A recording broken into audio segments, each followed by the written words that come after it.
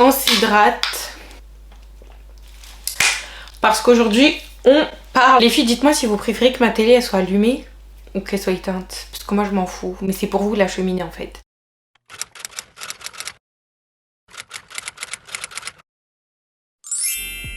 Coucou tout le monde, je vous retrouve pour une nouvelle vidéo. Et dans cette vidéo, on va faire un chit-chat. Ça fait bien longtemps que j'ai pas fait de chit-chat. Attendez, je rarrange cette pince pour la énième fois. Mais là, j'ai des trucs à dire en fait. Des trucs en tête. Mais j'espère que je vais pas partir gauche à droite. Parce que vous me connaissez des fois quand je suis lancée. Ben, les filles, je pars trop à gauche à droite.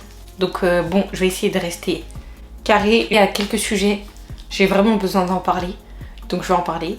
Et après, on verra, ça sera freestyle. Par contre, les filles, je sais pas si on applique le sérum avant et après la crème. Mais pour moi, j'applique mon sérum avant.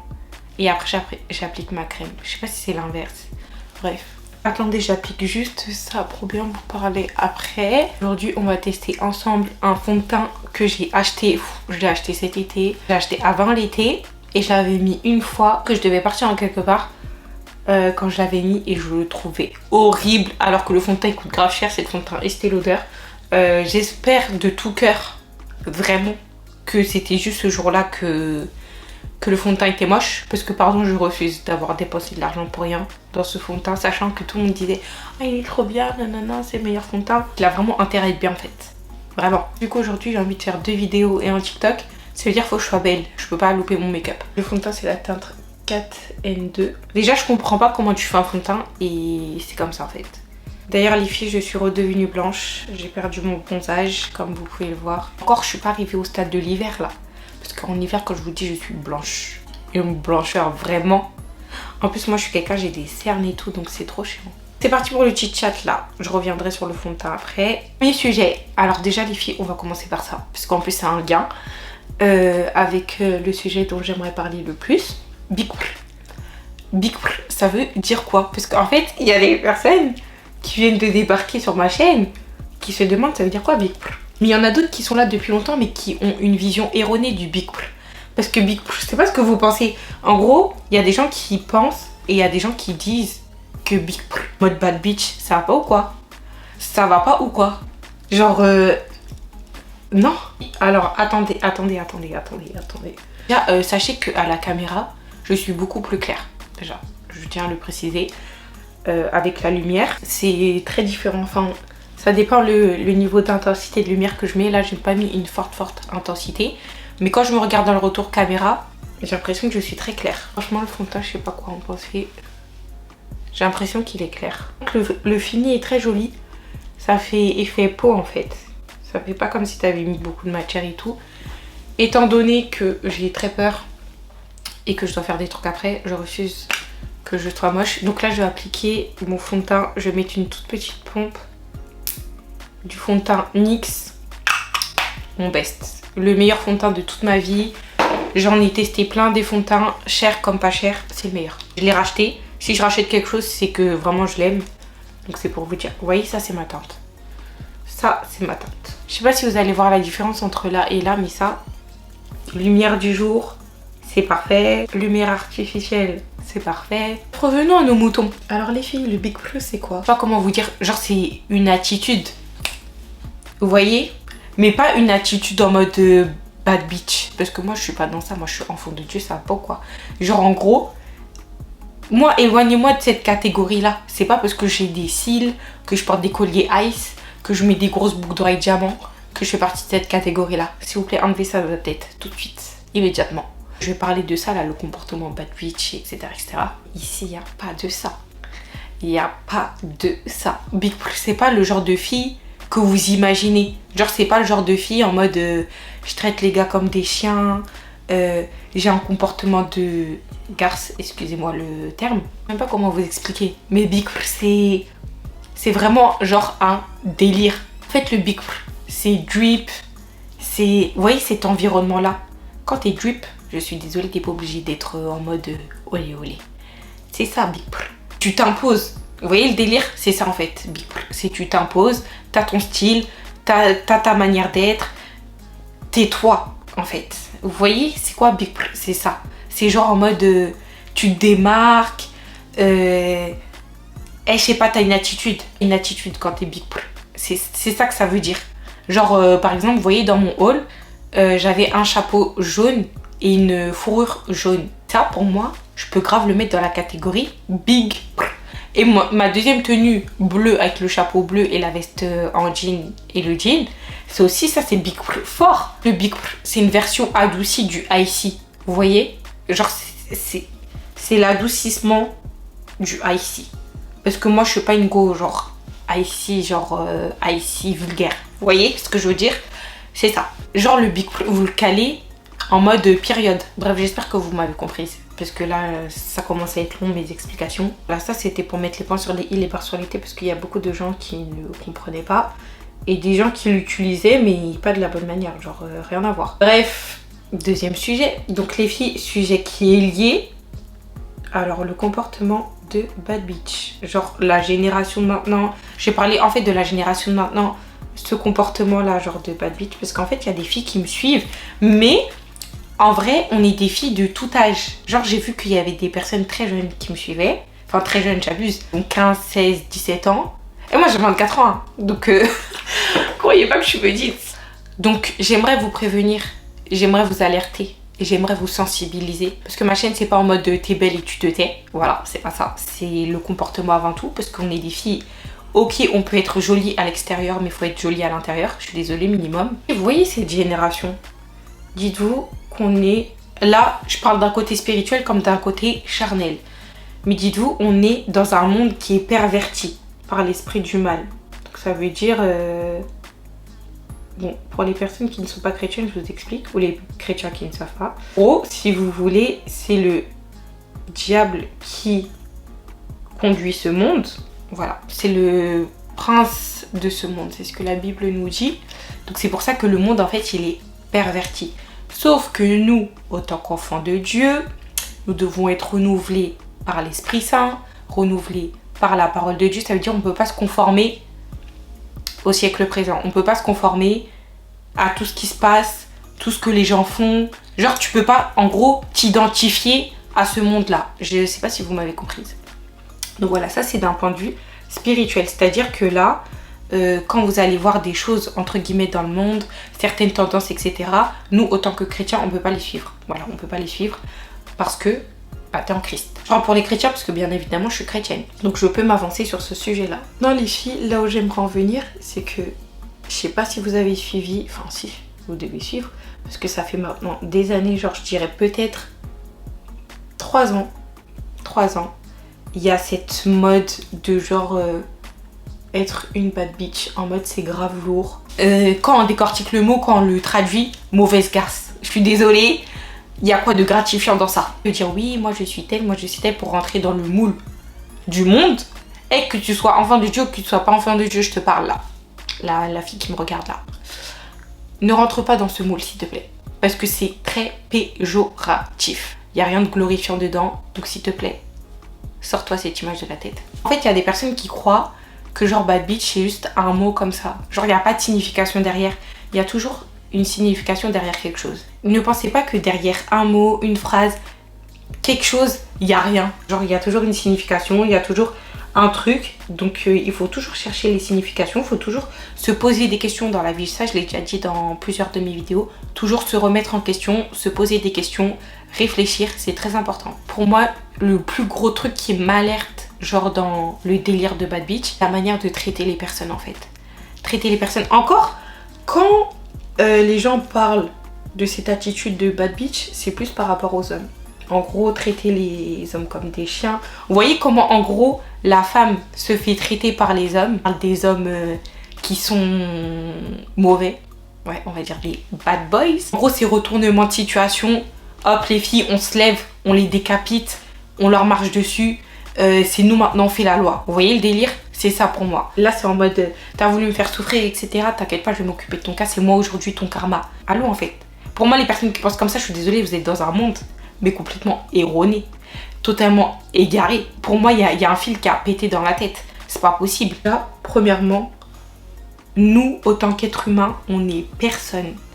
On est personne pour se venger nous-mêmes. Et sachez que si vous allez vous venger vous-même, vous allez récolter vos fruits là. On ne fait pas sa propre vengeance. On laisse tout entre les mains de Dieu. Ça, c'est un petit point spirituel aussi. Je vous parle de ma vie, je vous parle de ce que je vois, de ce que j'entends. Moi, je suis là pour vous partager ma vie, enfin, quelques aspects de ma vie. Bien évidemment, lier le point spirituel parce que pour moi, ma vie terrestre est liée à ma vie spirituelle. J'aimerais vraiment vous sensibiliser sur ça. Puis dites-vous, ça sert à rien de se venger soi-même. Tu fais quelque chose de mauvais, déjà ça va te rattraper. Non seulement ça va te rattraper, mais toi, la personne mauvaise, pour moi, il faut vraiment avoir une conscience noire, sombre, pour vivre bien. Être bien, genre dans sa peau, dans sa tête, dans son esprit. Faire du mal en paix. Et genre, t'es en paix quand tu fais du mal à quelqu'un. Mais pour moi, c'est une dinguerie. C'est une dinguerie de ouf. Vous savez que moi, quand je fais des trucs, je sais qu'ils sont pas bien. Je suis pas en paix. Hein. En gros, je vais cogiter dans ma tête. Je vais me dire, ouais, pourquoi Canel t'a fait ça? En gros, ça va me ronger. Mais en fait, pour ça, il faut avoir une conscience. Parce qu'il y a des personnes qui n'ont pas de conscience. Et pour moi, il y a un certain niveau de conscience qu'on obtient quand t'es vraiment proche de Dieu. Parce que Dieu, il va te faire réaliser ce qui est bien et ce qui est mal. Parce que c'est-à-dire que moi, quand j'étais dans le monde, il y a des choses, pour moi, je pensais pas que c'était bien. Mais pour moi, c'était en mode vas-y, normal, genre classique. C'est pas un truc de ouf. Alors que maintenant que je suis en Christ, je me dis non, tu peux pas faire ça, tu peux pas penser comme ça. En fait, Dieu, il nous éclaire vraiment sur les choses de la vie. Un verset dans le livre des Proverbes qui nous dit que, en gros, le Seigneur donne aux humains une conscience pour éclairer le fond des cœurs. Je sais plus c'est quel chapitre, mais je sais que c'est dans Proverbes. Je sais que j'avais beaucoup aimé ce verset-là, donc je l'ai retenu. Parce que c'est vrai en fait. Je sais pas si vous voyez où je veux en venir, mais c'est vrai de ouf. C'est-à-dire que pour moi, si t'as pas de conscience, genre en fait, d'une part, ton cœur, il est dans la noirceur. En fait, c'est du cœur que tout part. Les mauvaises pensées, les bonnes actions, tout, c'est de notre cœur que ça part. Vous avez des blessures quand vous allez réagir d'une certaine manière, c'est parce que, en fait, votre cœur, il a été heurté. C'est parce qu'on vous a fait du mal. Vous avez eu mal au cœur. C'est pour ça que vous réagissez comme ça. Bref, voilà, ça, c'était un petit point. Et du coup, pour moi, les filles, vous devez vraiment vous éloigner, que ce soit des personnes qui vous font développer ce caractère-là, ou que ça soit en fait du monde. Le monde que vous allez voir, les personnalités, parce qu'il y a beaucoup de célébrités qui ont ce comportement-là, ça, qui vont revendiquer, en gros, à quel point c'est bien, genre d'être une bad bitch, mais détrompez-vous. Une bad bitch, elle va faire du mal autour d'elle. Et je sais pas si vous vous rendez compte, mais si vous vous posez bien, genre réfléchissez après cette vidéo là, posez-vous et dites-vous, ouais, aujourd'hui j'ai apporté quoi, genre j'ai apporté quoi à quelqu'un, j'ai apporté quoi au monde, j'ai apporté quoi à mes proches, j'ai apporté quoi à ma famille. C'est quelque chose que je fais là depuis un bon moment, c'est en mode à la fin de ma journée je me dis ouais, en gros qu'est-ce que j'ai fait de bien, quelles paroles j'ai eues, quelle action j'ai fait. Et le fait de se dire ça, en fait, vous pouvez que glow up d'une part, parce que vous allez chercher à vous améliorer. Vous allez chercher à améliorer aussi la vie des personnes qui vous entourent. Et ce qui fait qu'à la fin de la journée, vous aurez un sentiment de satisfaction. À la fin de ma journée, j'ai été productive. Quand je sens que j'ai aidé quelqu'un, etc. Et ça me procure de la joie, ça me procure du bonheur. Pour moi, c'est un des facteurs de la vie, de ma vie, qui fait que je me sens bien après. Se sentir bien dans sa peau, c'est vraiment important parce qu'il n'y a pas que la confiance en soi, la beauté, etc. Pour moi, ça, c'est une source genre de paix, une source de joie, une source de bonheur, vraiment. Et une source pour être heureux, genre dans la vie. Faire du bien à quelqu'un. Il y a aussi un verset qui nous dit il y a plus de bonheur à donner qu'à recevoir. La fin de ma poudre, elle m'a fait 2-3 ans. Les filles, ma Huda Beauty, je l'ai depuis le Covid. Par exemple, j'ai acheté des petites houppettes comme ça. Houppette Big Prr. Vous voyez, c'est un délire. Genre les petits strass, petite attitude en mode voilà quoi. Enfin bref les filles, c'est pour vous dire, traitez les gens correctement. Si les filles on vous a fait du mal, vous inquiétez pas. Dieu il est là pour vous. Il est là pour vous restaurer. Remettez tout entre les mains de Dieu. Et puis voilà quoi, on avance tout simplement. Ne vous en faites pas. Les filles, faites le bien autant que vous pouvez sur la terre. Ça va contribuer à votre bonheur pour être fier de vous après. Et puis même, en fait, on se rend pas compte aussi, mais dites-vous ce que vous allez faire. Soit ça peut retomber sur vous, ou soit ça peut retomber sur la génération d'après.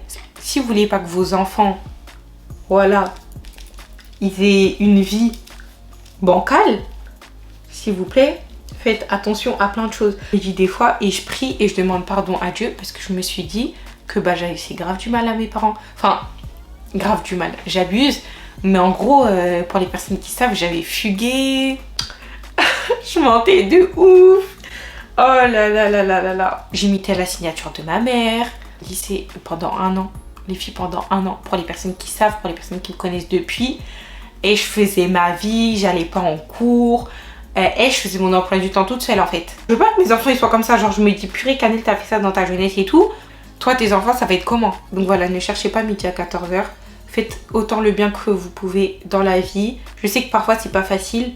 Parce qu'il y a des personnes qui nous énervent. Parce que ta chérie elle prend le dessus etc. Moi je vous dis pas que moi je suis parfaite hein. Loin de là. Parce que moi j'ai mon petit caractère, j'ai mon petit comportement. Mais j'ai l'espoir de changer. Voilà, j'ai l'espoir de changer et je fais en sorte de changer. Parce que ça suffit pas de croire que tu vas changer, mais il faut mettre des choses en pratique pour que tu puisses aussi changer, pour que tu puisses améliorer ta personne, etc. Mais c'est très très très compliqué de travailler sur toi, le fait de pas s'énerver, le fait de passer outre quand on vous a fait du mal. Le fait de passer outre quand on m'a fait du mal, moi je trouve que ça va. C'est juste, j'ai tellement un problème de communication les filles. Je me suis améliorée depuis, mais c'est pas encore ça. D'ailleurs, un petit message que j'aimerais aussi partager, c'est le fait de changer.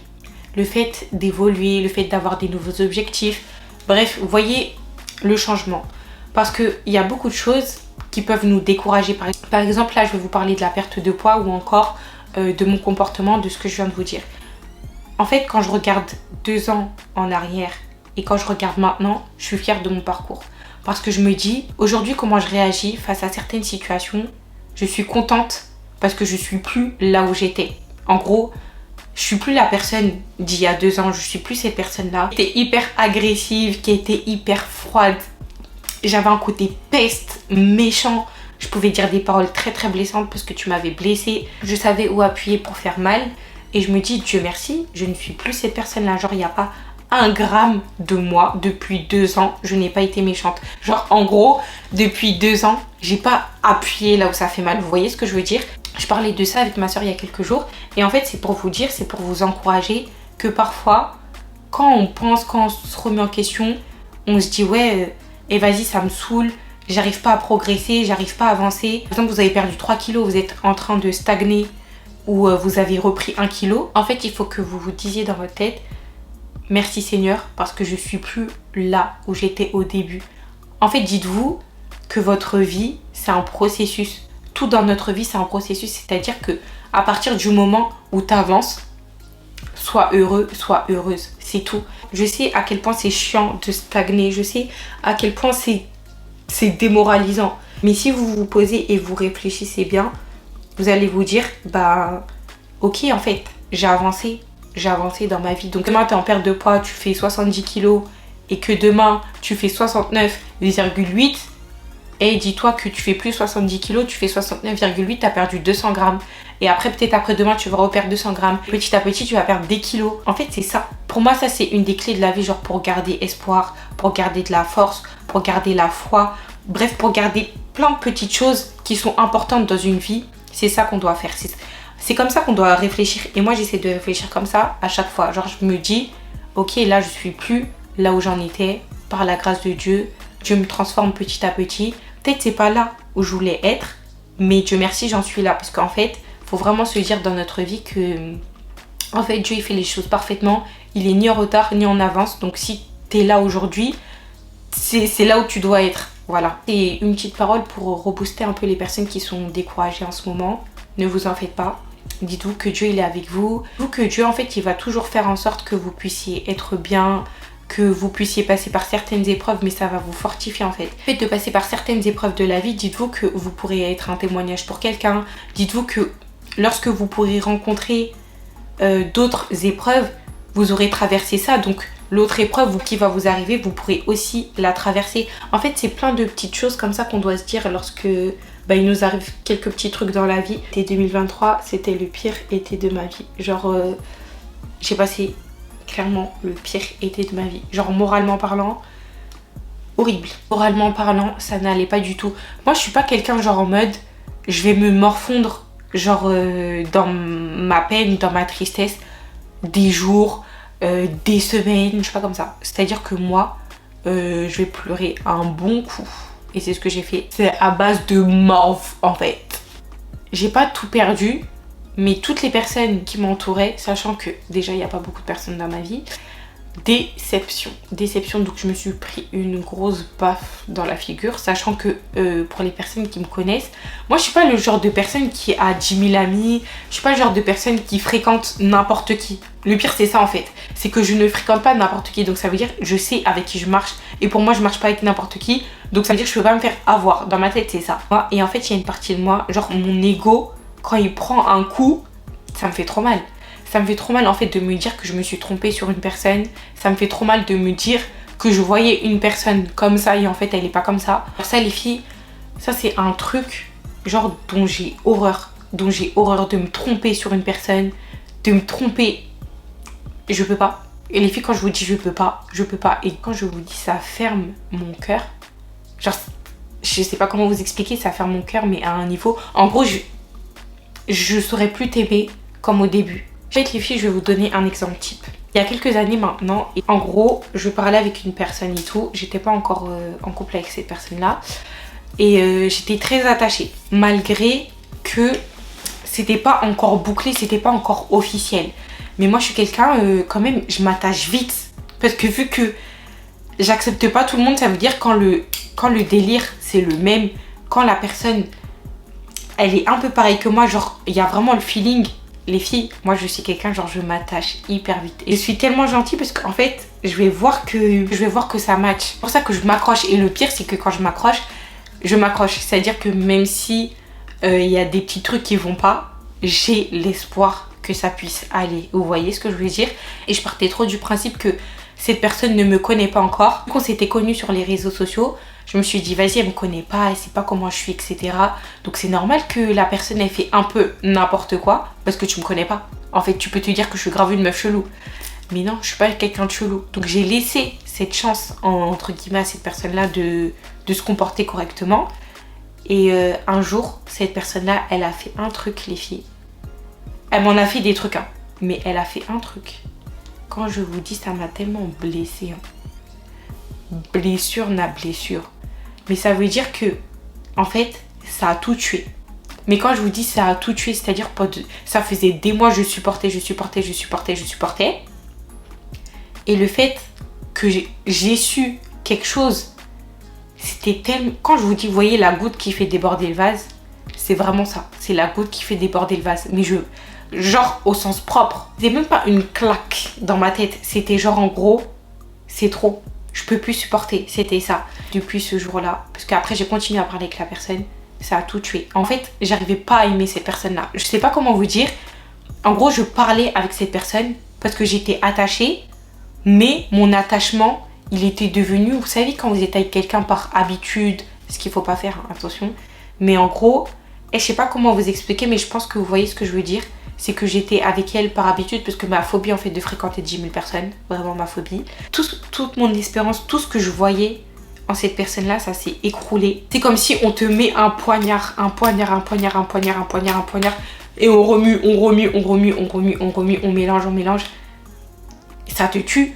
En fait, ça te tue. Déjà que c'était en train de me tuer à petit feu, mais je me disais trop ouais, en mode c'est pas grave. Ben en fait, si c'était grave. Je vais quand même rester avec la personne parce que bah la personne me courait après, hein, bien évidemment. De toute façon, moi si on me court pas après, je reste pas. Voilà. Ça me fait du mal, je parle, logique. Du coup, c'est pour vous dire que, en fait, après ça, bah malheureusement, parce que la personne, elle m'avait fait trop mal au cœur, bah j'arrivais pas à l'aimer. Et j'ai jamais réussi à l'aimer après ça. C'est-à-dire que j'avais juste de l'attachement. C'était cuit. En fait, j'arrivais pas à me dire, je vais me marier avec cette personne-là, alors que moi, les filles, quand je vous dis, je suis la fille qui se projette le plus dans ma vie. Je me projette trop. Ça veut dire que je peux pas parler avec toi. Je peux pas te fréquenter si dans ma tête je me dis je vais pas me marier. Si dans ma tête je me dis t'es pas capable en fait. Mais vu qu'au début je me disais ça, je me suis dit ouais peut-être ça va changer. Peut-être je vais réussir à l'aimer par la suite. Peut-être cette personne-là va faire des efforts, elle va montrer que et ça va repartir.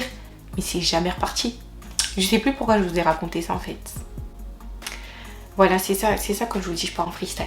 c'est ça. Bref les filles, c'est aussi pour vous dire que ne croyez pas que vous pouvez changer les personnes. Parce que moi avant j'étais trop comme ça, je me suis dit non mais moi je peux grave changer les gens, nanana, je suis sérieuse, toi qui vont devenir sérieuse.